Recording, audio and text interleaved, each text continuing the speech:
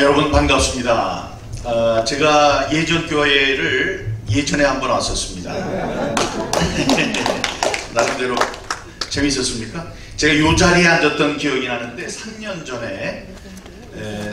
전에 이 부정선거 운동을 처음 시작할 때 저에게 용기를 주시고 다음에 이 지역에 있는 애국 시민들의 힘을 모으고 특히 기독교회에서 이 문제에 깊은 관심을 갖겠다, 이런 이제 시작 총성을 올려주신 것이 바로 이 방입니다. 이 예배당이었고, 제가 저쪽쯤에 앉았던 그때 김민수 청년을 여기서 이제 처음 만났던 그런 기억이 나고, 그렇게 이어주셔서 3년 동안을 김민수 그 청년 회장과 함께 본부장과 함께 지역에서 그 아스팔트 투쟁을 많이 벌여왔던 그런 곳입니다. 그런데 3년 만에 다시 이 지역을 찾게 됐습니다. 오늘 장소를 제공해 주신 박건 목사님께 깊이 감사드립니다. 그때로 돌아가면 만약에 지금 있는 이 정도의 성과를 거둘 것으로 미리 알았다면 제가 이 싸움을 계속 했을 것인가, 거기에 대해서 이제 생각을 좀 해봤는데요. 그랬을 것 같기도 하고 안 그랬을 것 같기도 합니다. 안 그랬을, 왜 지금까지 이렇게 뭐 잘 싸워왔는데 왜 그러냐, 이런 걸 말씀하신다면 그동안에 지내왔던 생활들이 너무나 어려웠기 때문입니다. 생각했던 것보다 더 어려웠습니다. 미국을 2차례 다녀오고 집에서도 참 그 어려운 시간들이 있었고, 다음에 이제 사회적 명성이나 이런 걸로 볼 때는 KBS 9시 뉴스 앵커의 대통령 대변인 했던 그런 저의 이미지가 이상한 얘기를 막 꾸며서 하는, 무슨 시체말로 또라이, 정신없는 사람, 음모론자, 이렇게 이제 사람들이, 그렇게 보는 사람들이 이제 있기 때문이죠. 그리고 전체적인 흐름을 보더라도 사실은 이 부정선거에 대해서 옳다 그르다 많은 사람들이 이야기를 해주지만 가장 크고 정확하게 판결을 내려줄 사람은 바로 대법원의 대법관들이라고 저는 생각을 했습니다. 그래서 그분들께 큰 기대를 갖고 6개월 안에 끝내야 되는 재판을 27개월 동안이 계속될 동안에도, 27개월 동안이나 계속될 때도 희망을 놓지 않고 있었습니다. 그러나 그들이 7월 28일, 지난해 7월 28일 날 우리의 예상과 기대를 저버리고 부정선거는 없었다 라기보다는 하여간 이 재선거를 할 수 없다, 부정선거가 있으니 선거를 다시 했으면 좋겠습니다 라고 하는 우리의 소송을 기각했습니다.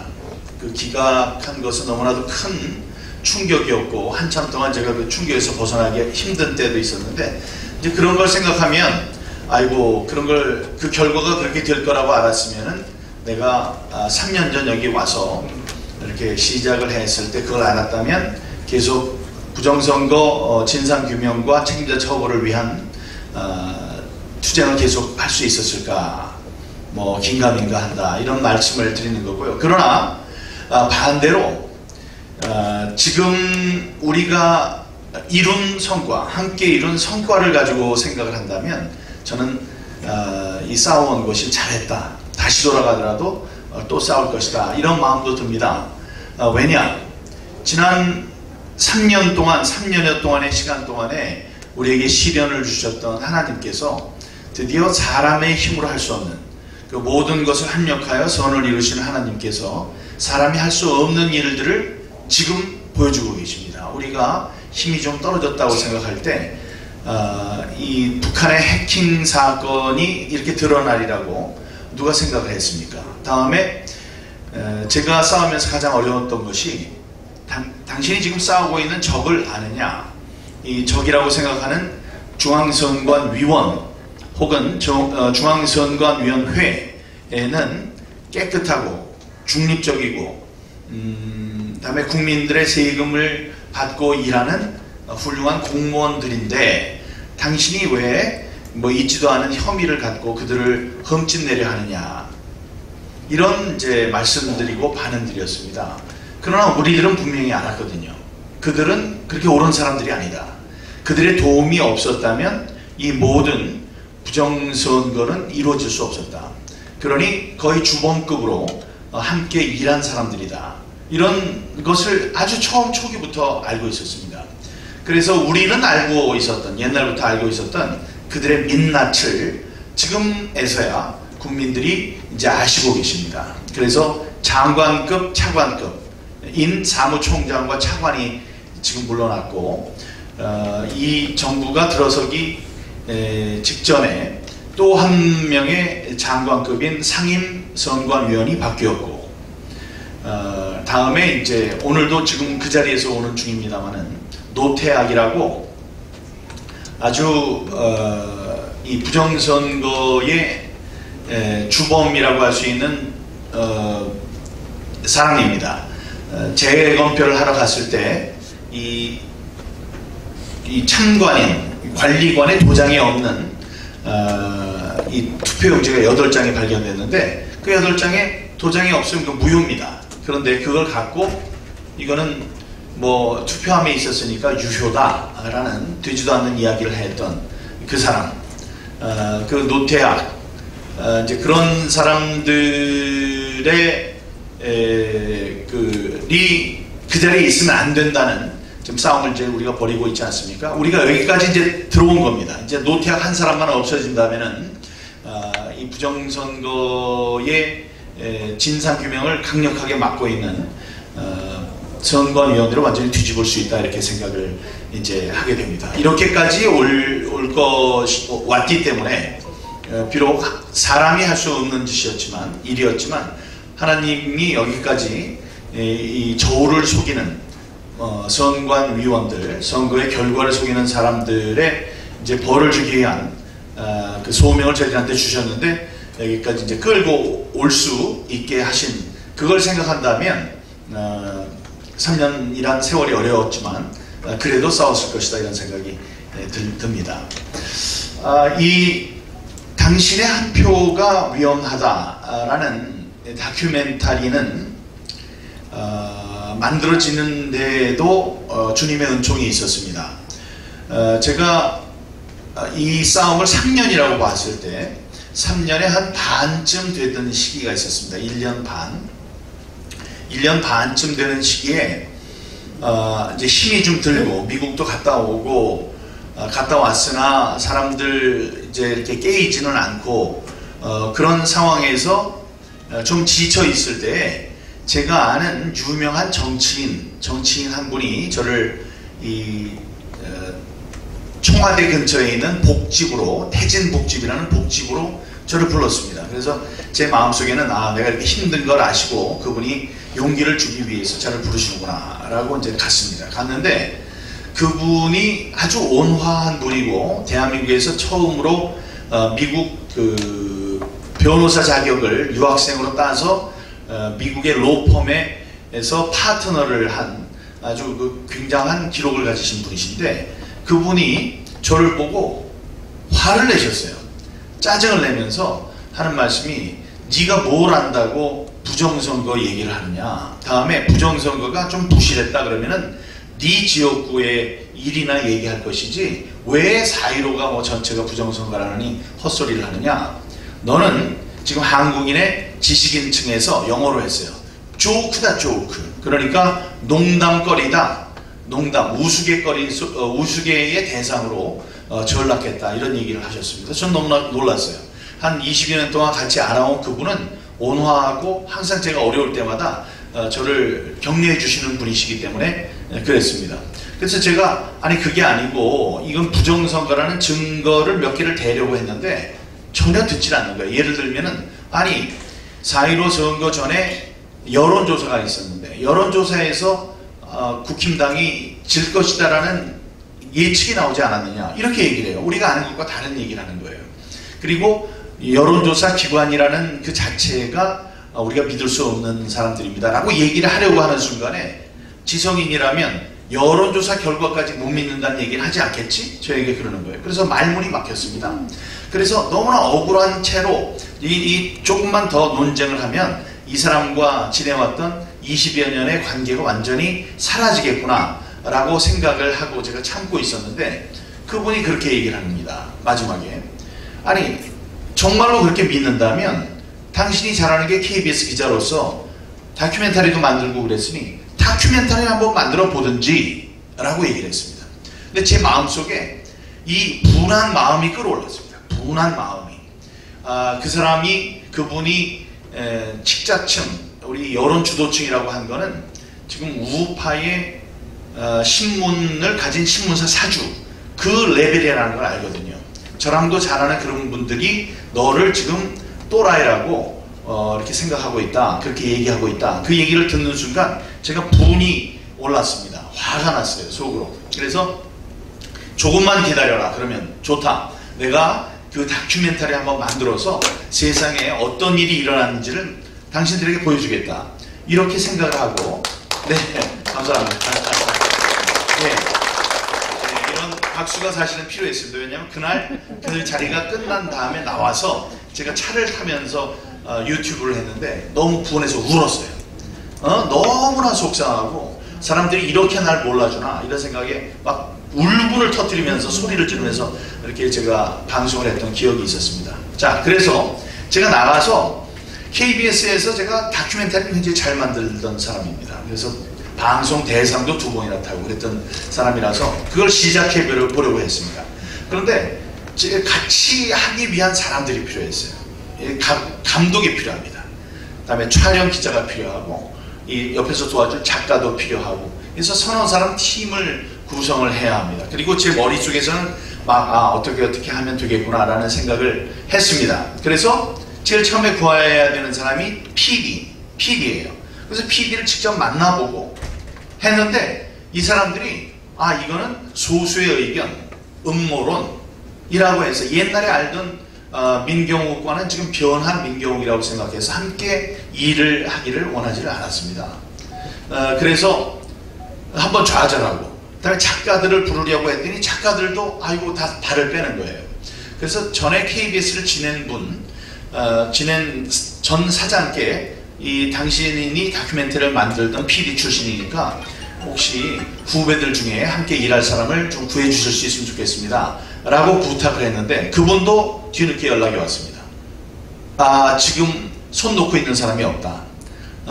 일을 할 수 있는 사람들은 너무나 손이 무뎌졌고 지금 일을 할 수 있는 사람들은 다들 바쁘다. 이렇게 얘기를 하는 겁니다. 그래서 이게 나의 힘으로 되지 않는구나 라고 좌절하고 있을 때 그때 하나님께서 손을 내미셨습니다. 왜냐?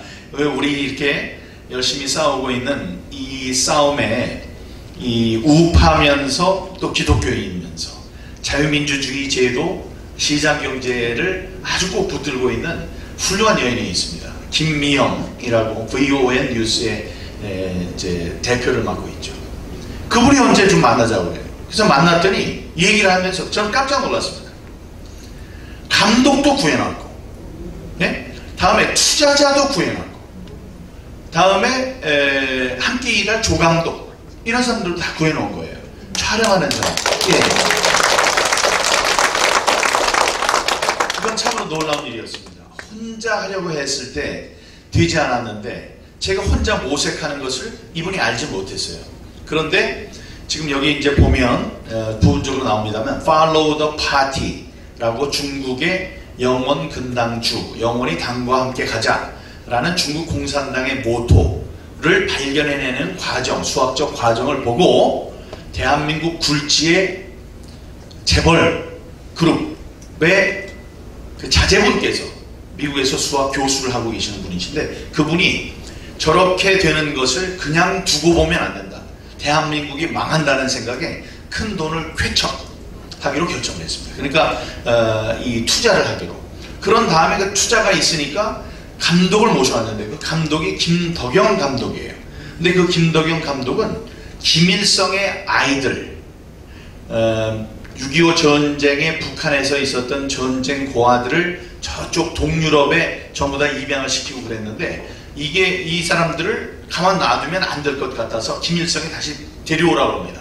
그래서 많은 날을 함께 보내고, 외국 사람들과 보내고, 동유럽이 좀 서유럽이나 미국에 비해서 못 사는 나라이긴 하지만 그래도 북한보다는 풍요로운 곳에서 이 어린 시절을 보냈던, 그래서 친구들과 우정을 쌓았던, 혹은 누구와 결혼도 했던 그런 사람들을 전부 다 북한으로 데리고 옵니다. 그래서 그 사람들이 겪는 괴로움, 다음에 동유럽에 있는 사람들이 겪는 그 어려움, 그리움, 이런 것을 다큐멘터리로 만들었는데, 그 사람이 만든 그 다큐멘터리가 로마 국제영화제의 다큐멘터리 부문에 최우수상을 받습니다. 그건 대단한 능력을 가진 사람이죠. 그 사람이 영입이 된 거예요. 그 사람이 함께 일하게 했다고 이렇게 했고, 다음에 그 연극 배우, 연극 감독도 와서 함께 일을 하겠다고 했고, 다음에 너무나 놀라운 것은, 여러분 디즈니랜드에서 만드는, 디즈니 회사에서 만드는 영화, 만화 영화를 쭉 보면, 영화가 아주 만화 영화가 요즘 실제 있는 물건 같이 이렇게 잘 훌륭하게 이제 구현이 되죠. 그런데 제일 마지막에 보면 이렇게 자막들이 올라오는데, 이 영화에서도 자막이 올라오고 있지만, 그 자막을 보면 김, 이, 박, 최, 유, 림 이래가지고 성이, 한국인 성이 많습니다. 한국인 이름이. 그건 왜 그러냐? 우리 한국 사람들이 손재주가 좋거든요. 그러니까 그 그림을, 제작을 디즈니에서 한다고 하지만 사실은 그림을 그리는 실제 작업을 하는 사람들은 한국 사람들입니다. 그래서 한국에서 그 하청을 받아서 하는 그 훌륭한 인재들이 많죠. 그 중에 가장 큰 업체의 한 분과 우리가 같이 그 계약을 해서 애니메이션을 만들기로 했어요. 애니메이션이 만화 영화인데, 만화 영화 그냥 바보 같은, 그냥 이런 게 아니고, 성의 없는 게 아니고, 우리 백설공주 말고 요즘에 나온 뭐가 있나요? 그런 인어공주 같은 그런 노트르담의 곡주 이런 것 같은 최고 수준의 만화 영화를 만드는 사람들과 또 연락이 돼서 그분들이 지금 다큐멘터리를 애니메이션으로 만들고 있습니다. 그래서 그렇게 됐다는 걸 알았을 때 제가 할 수 있는 일들은 많지는 않았습니다. 많지는 않았지만 이제 제가 쌓아온 것을 이제 취재를 하고, 제가 이제 인터뷰를 길게 하고, 제가 돌아다니면서 연설하는 것을 찍고 해서 비교적 짧은 시간 안에 김덕영 감독이 이 다큐멘터리를 이제 만들었습니다. 이 다큐멘터리를 이제 만든 다음에도 이제 역사가 있었는데, 다큐멘터리를 이제 완성도를 높여서 이거를 로마 국제영화제 같은 데다가 영화제를 출품을 하자. 왜냐하면 이쪽 사회에서는 이 영화를 받아들일 준비가 되어 있지 않기 때문에 그 사람들이 이걸 여기저기 찾아서 보려고 하지 않을 것이다. 그러니 일단 만들어서 조용히 국제영화제에 출품을 하면 거기서 상을 받으면은 짠 하고 대한민국의 4.15 부정선거를 주제로 한 다큐멘터리가 이렇게 상을 받았다. 이런 이야기를 이제 듣게 돼서 사람들이 관심을 가져서 영화관에서도 보고, 최초에는 그렇게 생각을 했었습니다.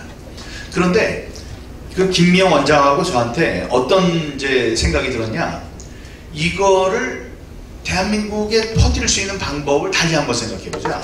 그래서 우리가 4월 15일 4.15 부정선거인데, 그 올해 4월 15일이 4.15 부정선거가 일어난 지 3년이 되는 날이었습니다.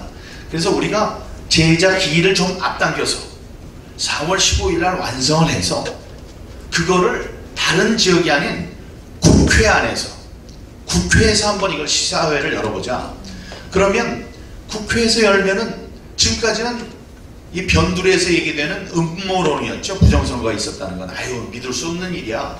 그랬는데 그거를 한복판, 여의도 한복판에 그것도 국회 안에서 열게 된다면 이게 주는 파급 효과는 클 것이다. 그런 생각에 그걸 추진을 했습니다. 근데 추진했는데 어려움이 많았죠. 근데 그게 결국은 관철이 됐어요. 네, 관철이 돼서 이 국회 안에서 이런 걸 하려면, 행사를 하려면 국회의원이 소개를 해야 합니다. 근데 몇 번을 했는데 뭐 안 된다는 사람들이 있었지만 그런 뭐 고생 끝에 한 분의 국회의원께 이제 그 진심이 전달돼서 그분이 국회의원회관에 이 회의실을 이제 빌려 주셨습니다. 그래서 한 요 정도 크기보다 작은 크기에, 보다는 좀 작은 크기의 회의실, 소회의실에서 소강당에서 우리가 시사회를 가졌죠. 그래서 시사회가 이제 불 붙듯이 들불에 불이 붙듯이 인천, 부산, 대전, 대구, 춘천, 뭐 속초, 여기 의왕, 서울, 다음에 저 가평, 뭐 할 것 없이 이렇게 막 이제 퍼져나가고 있는 것입니다. 예.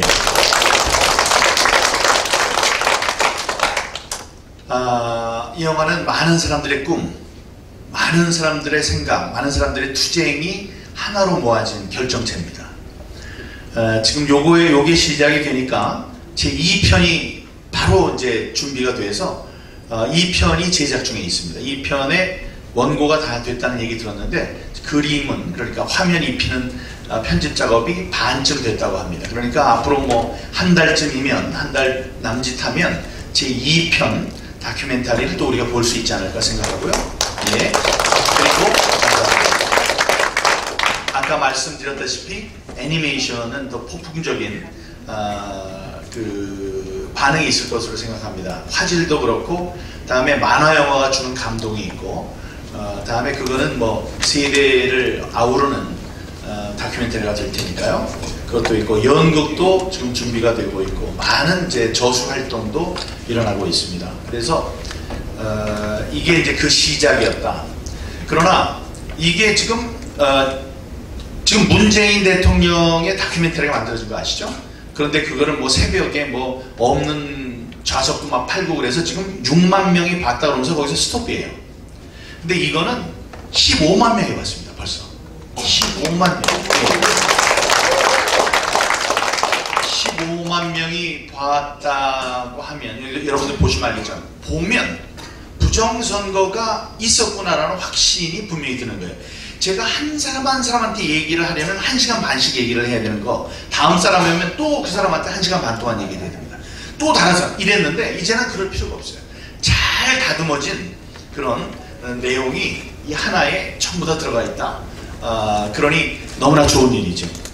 그래서 이 진실을 이제 알게 하기 위해서 우리가 해야 되는 일. 옛날엔 다 말로 하고 데리고 나오고, 그다음에 그 뭐 저 집회에도 데리고 나오고 그랬어야 했는데, 이제는 시간이 있을 때 이걸 함께 보면서 이야기를 나눈다면 부정선거의 실제로 일어났던 일에 대해서 이제 여러분들이 이제 아시게 될 겁니다. 이것을 만끽하는 방법을 이제 인사들 또 하시겠지만, 저 정말 우리 그 최기식 위원장님께서 여기 나와 주시고 서성란 우리 저 도의원께서 와주셨다는 것은 맞죠? 제가 이름을 맞게 예, 대단한 일입니다. 왜냐하면 이렇게 현직에서 뛰시는 훌륭한 정치인들께서 여기 와서 이걸 보신다는 것은 정말 큰 의미가 있습니다. 그때 와서 시사회, 국회 시사회에서 보셨던 국회의원들만큼 현직에 있는 이 지역 주민들과 함께 보신다는 건 큰 의미가 있을 겁니다. 오늘 다 못 보시더라도 나중에 끝까지 봐주시길 바라고요.